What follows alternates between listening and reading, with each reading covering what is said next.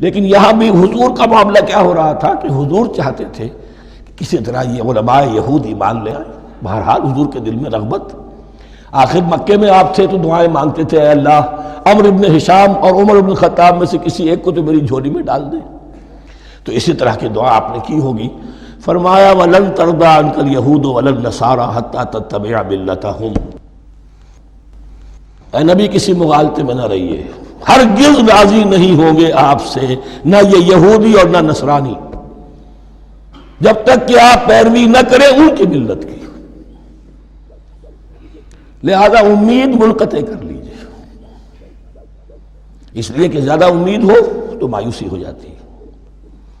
اقبال نے بہت خوب کہا ہے بندہ مومن کے بارے میں، جس کی امیدیں قلیل جس کے مقاصد جلیل. مقصد اونچا لیکن امید قلیل رکھیے. اللہ چاہے گا تو ہو جائے گا، نہیں چاہے گا تو میرا کام تو اپنی حد تک اپنا فرض ادا کر دینا ہے. اس سے زیادہ کی جو ہے خواہش اپنے دل میں پالیں گے، کسی اجلت پسندی میں گرفتار ہو جائیں گے، کہیں دائیں بائیں ہک اور کرک کے ذریعے سے کہیں پہنچنے کی کوشش کریں گے اور اپنے آپ کو بھی برباد کر دیں گے. لن ترضى عنك اليهود ولا النصارى حتى تتبع ملتهم قل ان هدى الله هو الهدى. کہہ دیجئے دیکھو ہدایت تو ہے اللہ کی ہدایت،